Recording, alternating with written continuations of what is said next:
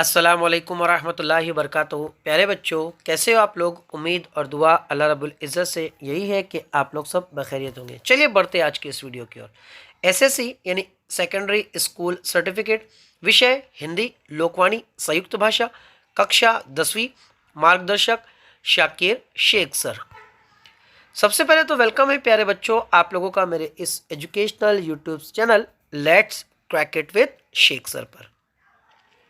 प्यारे बच्चों, जो भी इस चैनल पर नए हैं, चैनल को सबसे पहले सब्सक्राइब ज़रूर कर लीजिए ताकि आप लोग को नए नए वीडियोस मिल सके और बेल आइकन को प्रेस ज़रूर कर दें। वीडियो पसंद आए तो लाइक ज़रूर कीजिए और इस वीडियो की लिंक अपने दोस्तों तक ज़रूर शेयर करें। और अगर आपका कोई डाउट्स, कोई भी सवाल हो तो चैट बॉक्स में आप लोग लिख दीजिए, आपके सवाल का जवाब आप लोगों को मिल जाएगा। चलिए बढ़ते हैं आज के इस वीडियो की ओर। तो आज हम लोग जो देखने वाले हैं वो हिंदी लोकवाणी की संयुक्त भाषा की जो कविताओं की सीरीज की जो चौथी कविता है वही हम लोग देखने वाले हैं। देखिए, आज का ये जो हमारी टेक्स्ट बुक का जो सरेवरक है, ये हमारी इंडेक्स है अनुक्रमणिका, उसका दूसरा भाग, और इसकी आखिरी कविता, कविता नंबर 6, जिसे अति सुहस सयामजू, ये हम लोग जो तो देखने वाले हैं। देख लीजिए कविता का शीर्षक, कविता का टॉपिक अति सोहत सयामजू। कविता के कवि रसखान जी। ठीक, ये कविता इनकी जो तो लिखी गई है और कविता का जो टाइटल है वो आप लोगों को सामने दिख ही रहा होगा, अति सुहस सयामजू। काफ़ी मुश्किल कविता है क्योंकि इसके बेशतर अल्फाज संस्कृत ज़बान से जो तो लिए गए हैं।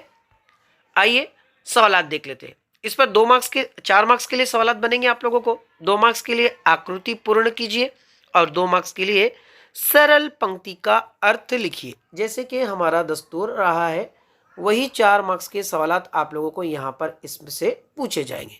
ठीक है, आइए कविता को देख लेते हैं। पहले पढ़ देता हूँ फिर आप लोग को समझाऊंगा। देखो, मानुस हव तो वही रसखान, बसो मिली गोकुल गांव की गवारन। जो पशु हव तो कहाँ बस मेरो, चरो नित नंद की धेनु मंझारन।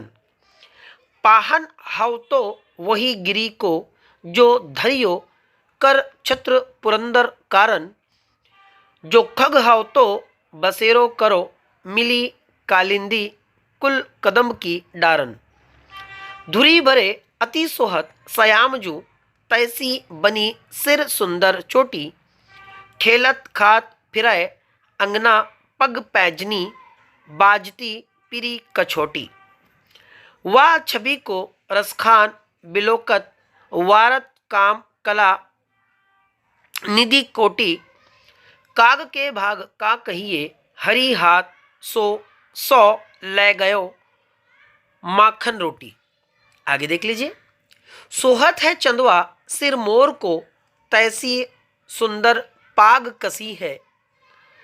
वैसी गोरज बाल बिराजत, जैसी ही बनमाल लसी है। रसखान बिलोकत बौरी भई, द्रुग मुंदी कै गवाली पुकार हसी है। खोली री घूंघट खोलो, कहा वो मूर्ति नैननी माज बसी है। शेष गणेश महेश दिनेश सुरेश हूँ, जाकी निरंतर गावे। जाकी अनादि अनंत अखंड अछेद अभेद सुभेद बतावे। नारद से सुख व्यास रटे पछिहारे, तौ पुनि पार न पावे। ताही अहिर की छोरिया, छचिया भरी छाछ पे नाच नचावे। ये कविता थी हम लोगों की। अब कविता का सरल अर्थ यानी कि स्पष्ट मीनिंग जो तो मैं आप लोग को बता देता हूँ।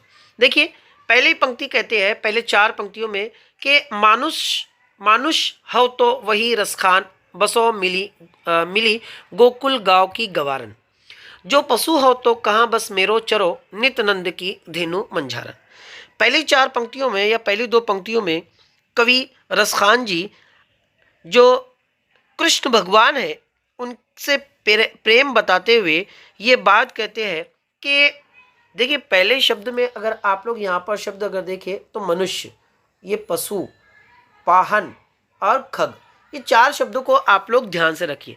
मानुष का मतलब होता है इंसान, पशु का मतलब होता है परिंदा, पशु का मतलब होता है जानवर, यानी कि पक्षी, पशु मतलब जानवर। उसके बाद में पाहन, पाहन का मतलब होता है पत्थर, और खग, खग का मतलब होता है परिंदा। तो 4 बताए गए हैं, इंसान, जानवर, पत्थर और परिंदा।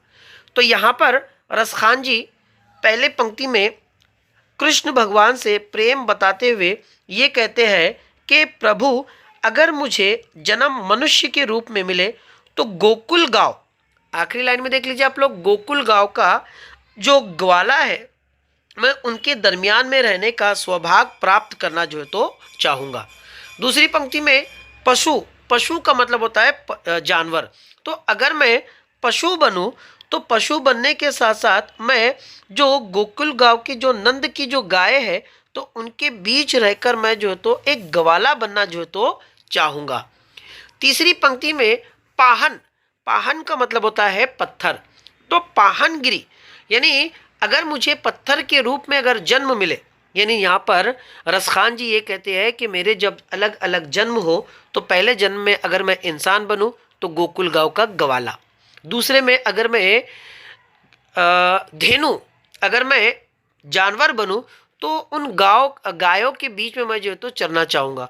तीसरे दरमियान में अगर मुझे पत्थर बनाए, तो वो कहते हैं कि कृष्ण भगवान ने हाथों के जरिए से या हाथों को गोकुल गांव के वासियों के ऊपर जो इंद्रधनुष या जो इंद्र भगवान थे उनका जो प्रकोप था, उससे उन्होंने उस पत्थर से जो तो बचाया था, तो वो पत्थर मैं जो तो बनना चाहूँगा। चौथी पंक्ति में वो कहते हैं कि अगर मैं परिंदा बना तो यमुना नदी, देखिए यहाँ पर आप लोगों को शब्द मिलेगा पाहन के आगे आप लोगों को नदी, कालिंदी अगर आप लोग को मिलेगा तो वो पहाड़ होता है, ठीक। तो यहाँ पर आप लोगों को अगर मुझे जन्म परिंदे के रूप में मिले तो मैं यमुना नदी की जो पेड़ है उसकी डाल पर बैठा हुआ परिंदा जो है तो मैं बनकर इस दुनिया में जन्म लेना चाहूँगा, ऐसा रसखान जी जो है तो कह रहे हैं। दूसरी पंक्ति देख लेते हैं। धुरी भरे अति सुहास सयामजू, तैसी बनी सिर सुंदर चोटी। धुरी का मतलब होता है धूल, यानी जो कृष्ण भगवान है वो आंगन में खेल रहे हैं और उनका जो जिस्म है, उनकी जो बॉडी है, तो उनकी बॉडी पर धूल यानी मिट्टी जो है तो वो लग चुकी है और वैसे ही वो जो तो खेल रहे। तैसी बनी सिर सुंदर चोटी, मतलब उनके सर पर जो चोटी है तो वो जो बंधी हुई चोटी है वो बहुत सुंदर दिखाई पड़ती है। आगे कहते हैं खेलत खात फिरे अंगना, पग पैजनी बाजती पिरी कछोटी। यानी अब वो कहते हैं कि वो खेलत खात फिरे, यानी वो आंगन में खेल भी रहे हैं और वो आंगन में खेलते हुए वो खा भी रहे। वो जो माखन की रोटी है, वो माखन की रोटी वो जो है तो खा भी रहे। और पग पैजनी बाजती पिरी कछोटी, आगे कहते हैं कि उनके पैरों में जो पैजन यानी कि जो पायल है तो वो बंधी हुई है और वो जब खेलते हुए दौड़ रहे हैं तो वो पैजनी बजती है। और पिरी कछोटी, पिरी कछोटी का मतलब होता है उन्होंने एक धोती जो है तो पहन रखी है, ठीक। आगे देखो, वाह छवि को रसखान बिलोकत, वारत काम कला निधि कोटी। आगे कहते हैं रसखान जी कि पायल जब बजती है तो कवि रसखान जी कहते हैं कि बालकृष्ण ने इस मनोहर रूप पर कामदेव भी अपनी करोड़ों की कामनाएं या कलाएं जो है तो वो निछावर कर देते हैं, ठीक। आगे देखो, काग के भाग का कहिए, हरी हाथ सो ले गयो माखन रोटी। अब काग, काग का मतलब होता है कौवा, यानी जब उनके कृष्ण भगवान जब वो आंगन में खेल रहे हैं तो उनके हाथ में जो माखन की रोटी है, तो काग के भाग का कहिए। काग के भाग का मतलब होता है कि कौवे की किस्मत क्या कहिए कि वो उड़ते हुए आता है और कृष्ण भगवान के हाथ पर बैठता है और वो कृष्ण भगवान की जो रोटी होती है वो रोटी वो उनसे छीन कर चला जाता है। तो यहाँ पर रसखान जी यही बात कह रहे हैं कि काग के भाग का कहिए, यानी कौवे की किस्मत क्या कहिए। क्या कहते हैं आगे कि हरी हाथ सो ले गयो माखन रोटी, यानी वो कृष्ण भगवान के हाथ से वो माखन की जो रोटी है, वो रोटी जो तो वो ले चले गए। तो वो कौवे की किस्मत क्या कहिए, आगे देख लीजिए। सोहत है चंदवा सिर मोर को, तैसी सुंदर पाग कसी है। अब यहाँ पर पाग, पाग का मतलब होता है पगड़ी, जो सर पर उन्होंने पगड़ी बांध रखी है। तो सोहत है चंदवा, यानी सर के ऊपर अपने कृष्ण भगवान के सर के ऊपर जो मोर का पंख है, तो वो बहुत सुहाना लग रहा है। और चंदवा, चंदवा का मतलब होता है चांद की तरह, जो तो वो सुहाना लग रहा है। तैसी सुंदर पाग कसी है, और उसी तरीके से उनके सर के ऊपर जो पाग, पाग का मतलब होता है वो पगड़ी जो है तो उनके सर पर लगी हुई है। ठीक, वैसी गोरज भाल बिराजत, तैसी ही बनमाल लसी है। आगे कहते हैं कि उनके माथे पर गोरज लगा हुआ है, हृदय तक गले में पहनी बनमाला लटक रही है। रसखान जी कहते हैं कि प्रभु का ये अलौकिक रूप देखकर एक ग्वालिन, अब देखिए अगली पंक्ति, रसखान बिलोगत बौरी भई द्रुग मुंदी ग्वालिन पुकार हंसी है।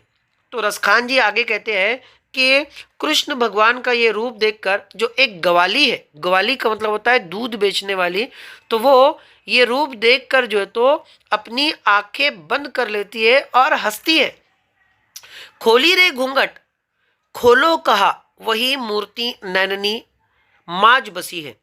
वो कहती है कि वो ये सुंदर दृश्य देखकर अपनी आंखें बंद कर लेती है, और इस पर अन्य ग्वालिन से वो कहते हुए या देखते हुए जो तो हंसने लगती है, और कहती है कि वो अपनी आंखें खोल दे। उसकी बातें सुनकर वो ग्वालिन कहती है कि मैं ये डर से अपनी आंखें नहीं खोल रही हूँ कि कहीं श्याम भगवान का जो मनोहर रूप है वो उसकी आंखों से जो बसा हुआ है वो कहीं दूर ना हो जाए, और इसी डर से वो अपनी आंखें नहीं खोलना चाहती है।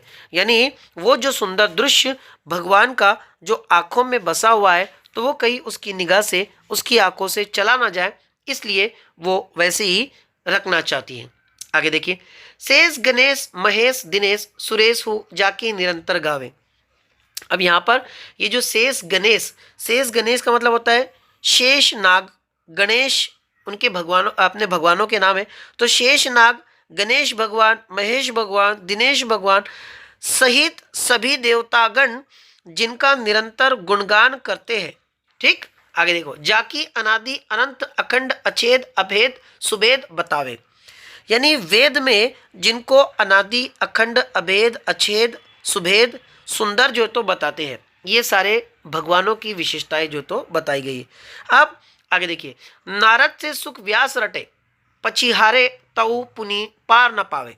आगे कहा गया है कि नारद से लेकर सुखदेव भगवान तक जो व्यास जैसे ऋषि है, सभी जिनका निरंतर नाम जपते रहते हैं, वो कृष्ण भगवान है और उनकी लीला समझ नहीं पाते हैं।